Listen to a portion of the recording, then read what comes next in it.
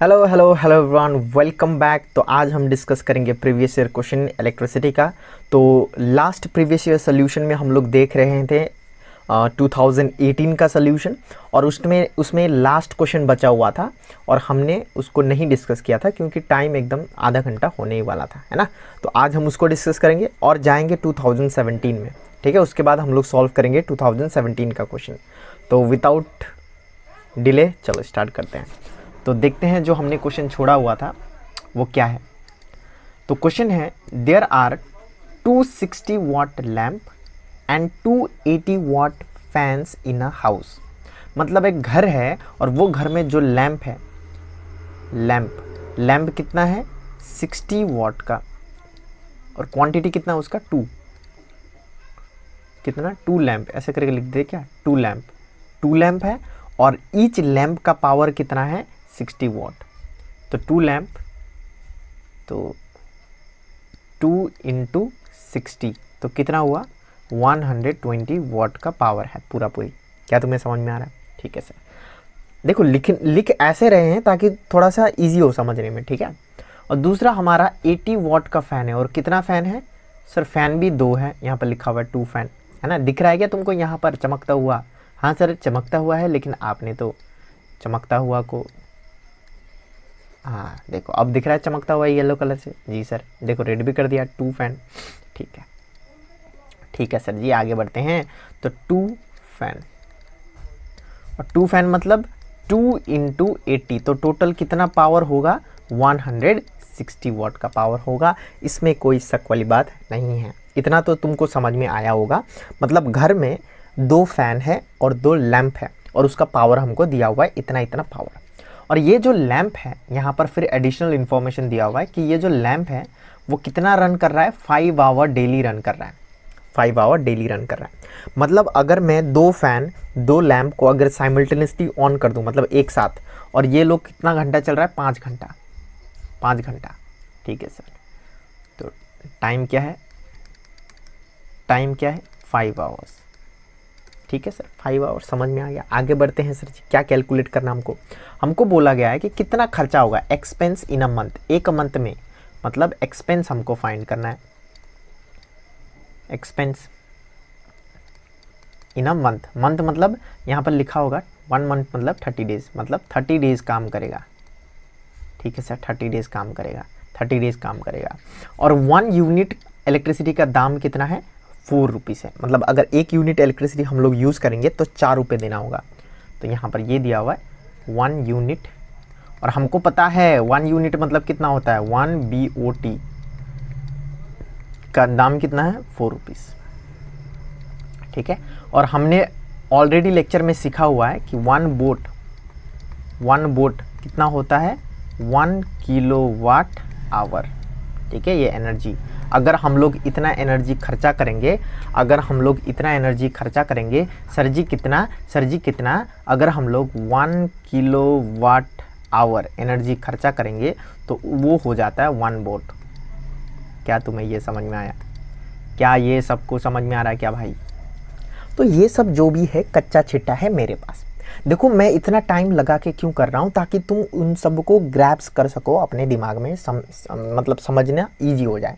तो हमको क्या क्या डाटा दिया हुआ है वो देखते हैं पहले। हमको दिया हुआ है 2 लैंप 2 फैन, है ना, जिसका ये है जो भी कच्चा छिट्टा है। एक फैन का पावर कितना है 60, तो 2 फैन का पावर कितना होगा 120। तो टोटल पावर जो है फैन का, 2 फैन का मिला के वो 120 वाट होगा। और यहाँ सॉरी फैन नहीं, लैंप, वेरी सॉरी लैंप।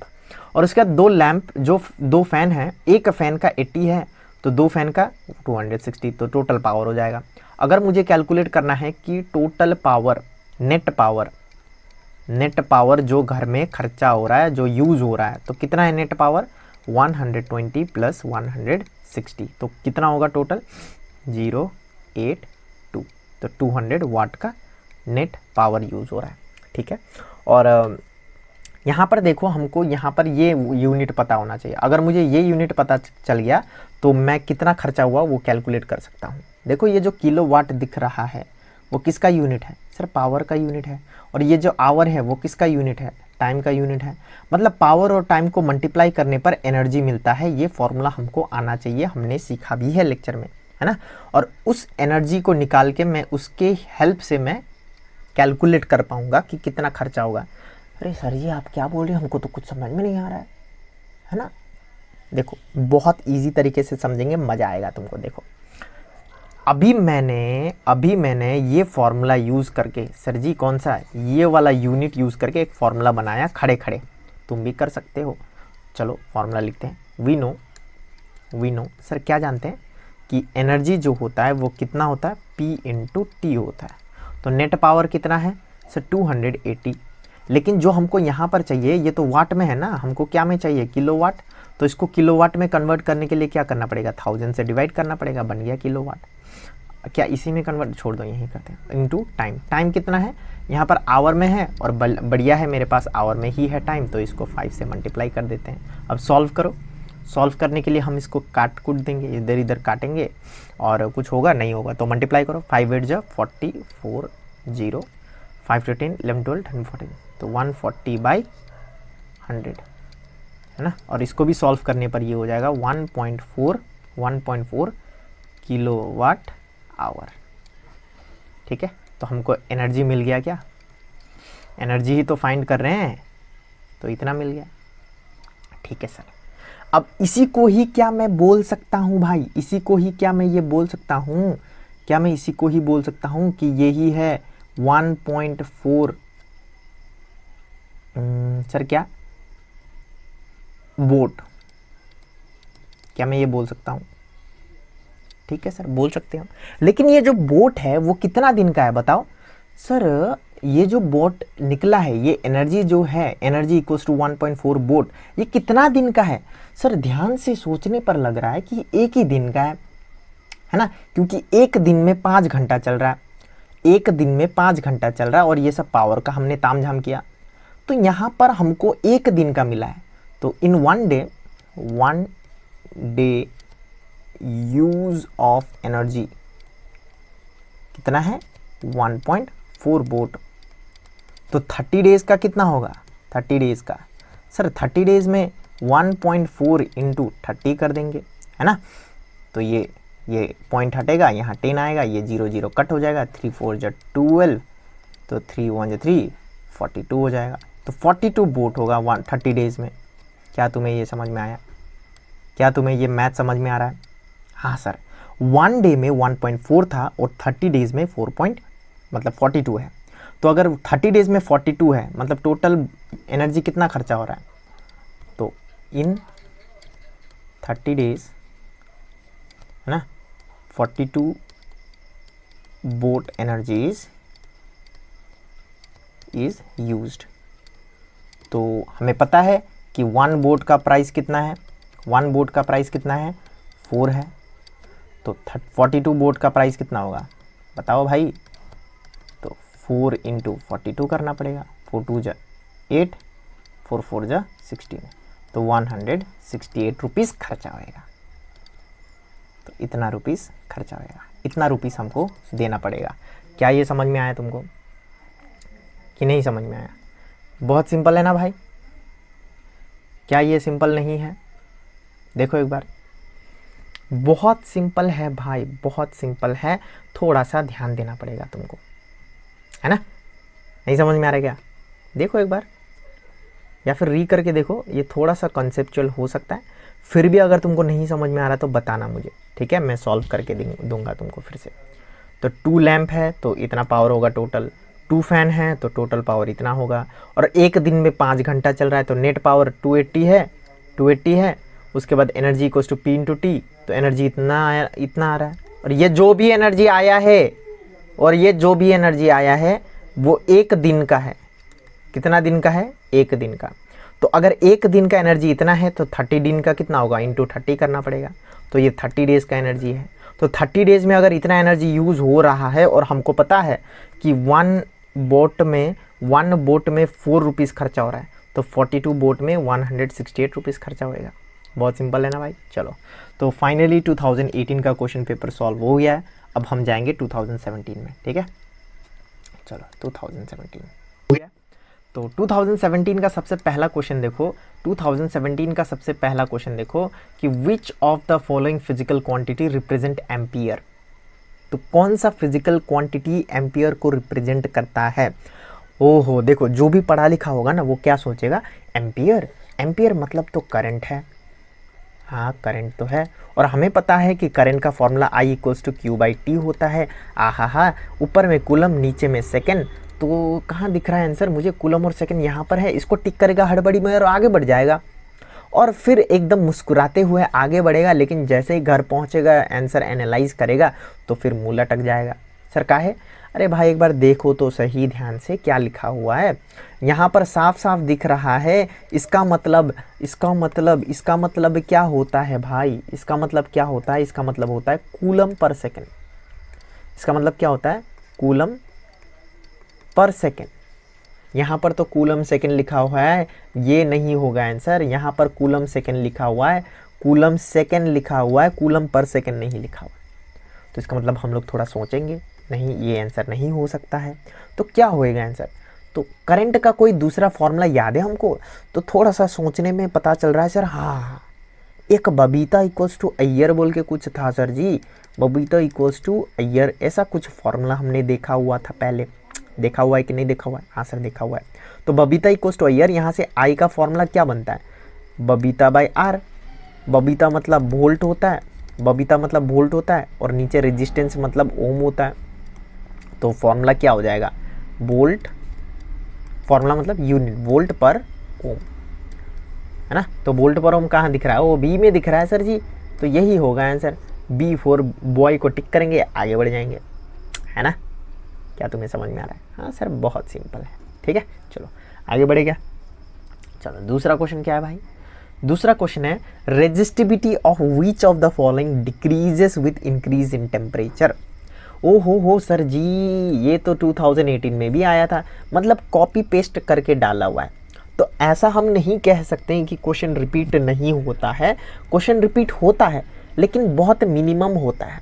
ऐसा नहीं कि सिर्फ प्रीवियस ईयर क्वेश्चन ही पढ़ के जाएंगे तो अपना काम बन जाएगा, नहीं बनेगा ऐसे में, ठीक है।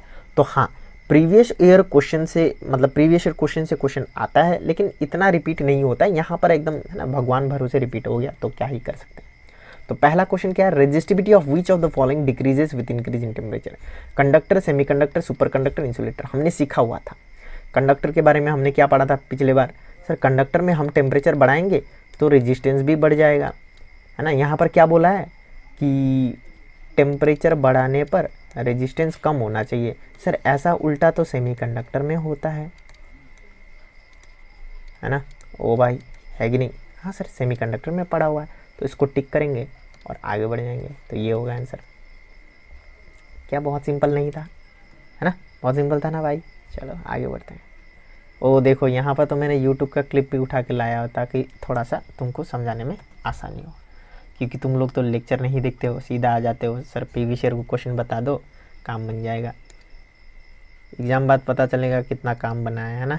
चलो देखो मजाक कर रहा हूँ, देखो विच of the following change in motion of a barrel wheel if direction of current is reversed.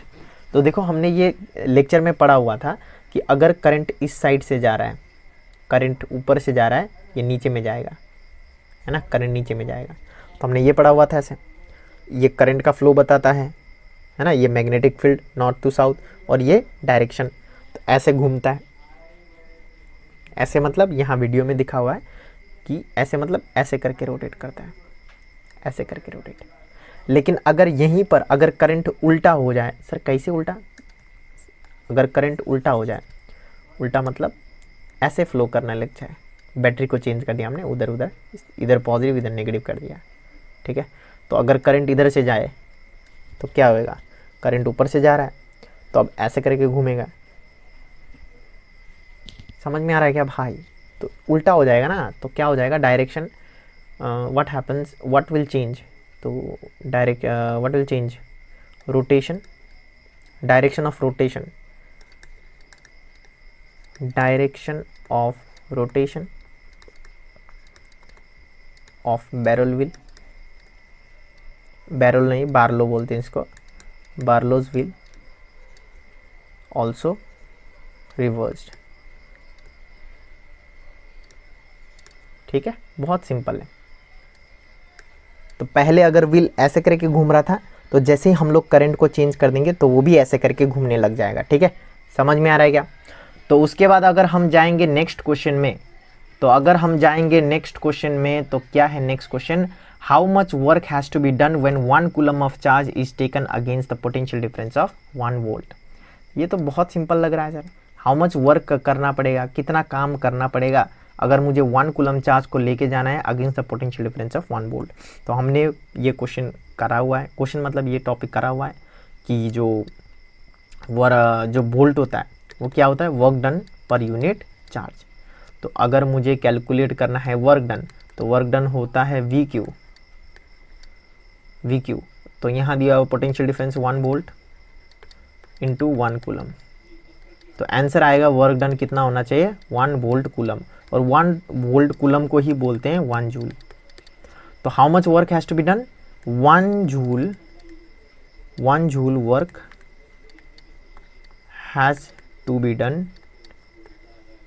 उसके बाद यही लिखना, when 1 coulomb charge is taken against the potential difference of 1 volt. ठीक है, तो ये लिख के 1 joule work has to be done, ये लिख के when 1 coulomb charge is taken against the potential difference of 1 volt, ये चिपका देना है, अपना काम बन जाएगा। ठीक है, चलो आगे बढ़ते हैं।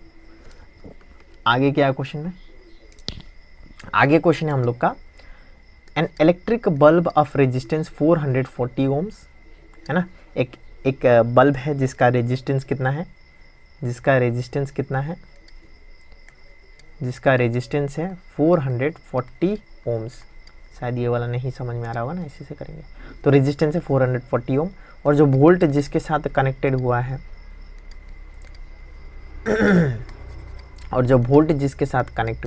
वो कितना है? 220 वोल्ट। और कितना टाइम के लिए हुआ है? टाइम कितना है? 10 आवर्स के लिए। ठीक है सर। उसके बाद क्या बोला है? Find the amount of electrical energy consumed in boat unit. ओहो, अभी डिस्कस किया था कि 1 बोट मतलब क्या होता है? 1 किलोवाट आवर। 1 किलोवाट आवर मतलब जो एनर्जी कैलकुलेट करना है, कोपचे में कर रहा हूँ, ठीक है, ये जो भी कर रहा हूँ, जो एनर्जी कैलकुलेट करना है वो है पावर। किलोवाट मतलब पावर इंटू आवर मतलब टाइम। तो ये कैलकुलेट करके दिखाना है मुझे। ठीक है, बहुत सिंपल है। देखो कभी कभी क्वेश्चन से भी हम लोग को फॉर्मूला मिल जाता है ना, लेकिन ये याद होना चाहिए तुमको। ठीक है, तो ये यूज़ करना है मुझे। ठीक है सर, क्या पावर दिया है मुझे? नहीं दिया हुआ है सर, पावर तो नहीं दिख रहा है। तो कैसे करें सर? कैसे करें? तो पावर का 3-4 फॉर्मूला था, याद है क्या? एक था power is very important, power is VI। तो क्या वोल्ट दिया हुआ है? हाँ सर, वोल्ट दिया हुआ है, लेकिन करंट नहीं दिया हुआ, मतलब ये फॉर्मूला यूज़ नहीं कर सकते हम। ठीक है सर, तो कौन सा फॉर्मूला यूज़ करें? तो करंट के बदले कोई और फॉर्मूला लगाओ। सो करंट का फॉर्मूला क्या बताओ? Babita equals to IR। तो करंट का फॉर्मूला क्या है? V/R। तो करंट के बदले V/R लगा देंगे। P इक्वल्स टू V/, ठीक है, करंट के बदले हम लोग ये लगाएंगे, करंट के बदले लगाएंगे VR। तो तो V हो गया, करंट के बदले ये घुसाओ तो V/R। तो हम लोग का पावर का फॉर्मूला हो गया V²/R। तो क्या वोल्ट दिया हुआ है? हाँ सर, वोल्ट दिया हुआ है। क्या रेजिस्टेंस दिया हुआ है? हाँ सर, रेजिस्टेंस भी दिया हुआ है। मतलब ये वाला फॉर्मूला यूज़ करेंगे हम लोग। ठीक है, तो रट्टा मार के नहीं जाना है, थोड़ा सा लॉजिक वॉजिक लगा के इधर उधर काम करके चिपका देना है। ठीक है, चलो आगे बढ़ते हैं। तो अब फाइनली हम लोग ये फॉर्मूला लगाएंगे। तो यहाँ पर हम लोग यूज़ करेंगे पावर इक्वल्स टू V²/R। ठीक है सर, तो power is equal to V² क्या है? 220 इंटू 220 डिवाइड बाई रेजिस्टेंस कितना है? रेजिस्टेंस है 440। तो 0 कट 22 1 जा 22 2 जा 2 और ये कट हो गए 110। तो पावर कितना आया? 110 वाट। अभी तो वाट में आया है यूनिट, यहाँ पर मुझे क्या में चाहिए था बताओ? किलोवाट में चाहिए था क्या? देखो इधर, किलोवाट में चाहिए था क्या? ठीक है सर, चलो किलोवाट में करते हैं इसको। लेकिन जब एनर्जी कैलकुलेट करेंगे तभी किलोवाट लगा देंगे, तो उसमें कुछ दिक्कत वाला नहीं है। तो we know energy equals to P into T। तो P कितना है? 110 डिवाइडेड बाई, इसको किलोवाट में कन्वर्ट करना है तो इसको हमें क्या करना पड़ेगा, 1000 से मल्टीप्लाई करना पड़ेगा, मतलब डिवाइड करना पड़ेगा। इनटू टाइम कितना हुआ 10 आवर, तो इनटू 10। तो अब फिर से काटाकुटी करना पड़ेगा, ये कट हो जाएगा, ये कट हो जाएगा, तो आंसर आएगा 1.1। तो जो एनर्जी मिला हमको, जो एनर्जी मिला है वो कितना मिला है, 1.1 किलोवाट आवर। तो इसी को ही हम बोलते हैं एनर्जी इक्वल्स टू 1.1 वोट। क्या ये समझ में आया? ठीक है, बहुत सिंपल था क्या भाई? बहुत सिंपल था क्या भाई? ओ भाई, हाँ सर बहुत सिंपल था, मज़ा ही आ गया। ठीक है, चलो आगे बढ़ते हैं। फिर यहाँ पर एक और क्वेश्चन है, इसको कॉपी कर लेता हूँ।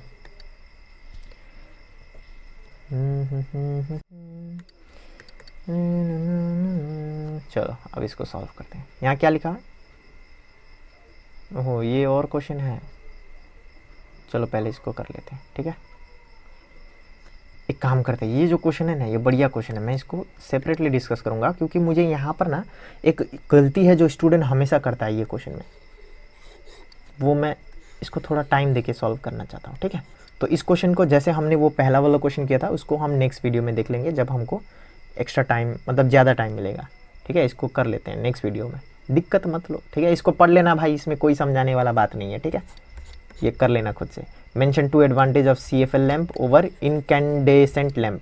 Mention 2 advantage over CFL lamp over incandescent lamp. इसको देख लेना खुद से, पढ़ लेना खुद से, इसमें कुछ समझाने वाला है ही नहीं। एक बार तुम पढ़ोगे तो समझ में आ जाएगा तुमको। ठीक है, चलो काहे फालतू टाइम वेस्ट करे, है ना भाई? अरे सर जी काहे टाइम वेस्ट करा रहे हैं, आगे बढ़िए। ठीक है, आगे बढ़ते हैं।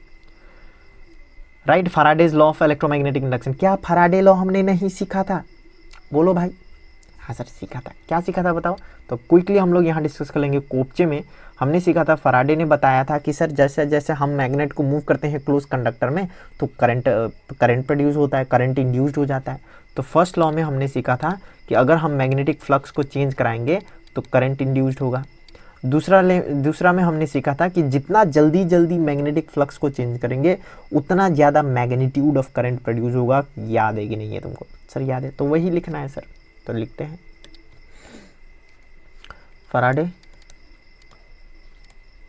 Faraday's law of electromagnetic induction states that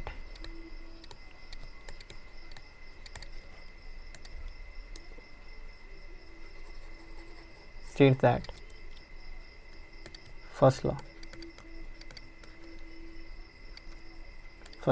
क्या था सर? फर्स्ट लॉ ये था कि when magnetic flux linked with close conductor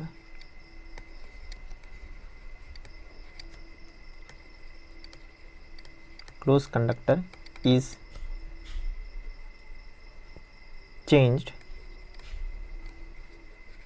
current is induced। बस यही था। और सेकेंड लॉ क्या था? सेकेंड लॉ क्या था? The rate of change of magnetic flux,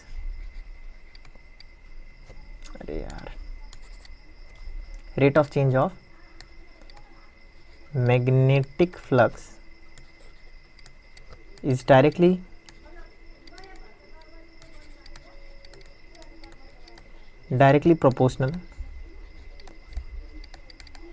proportional to the magnitude of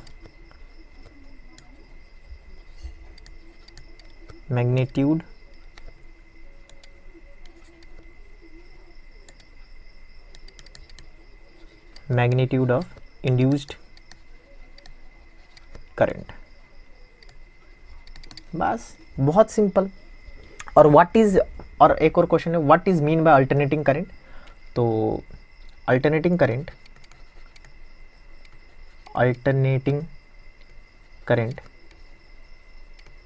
may be defined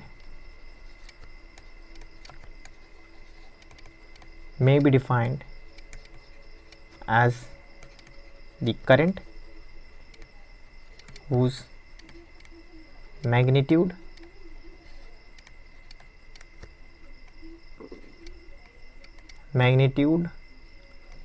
and direction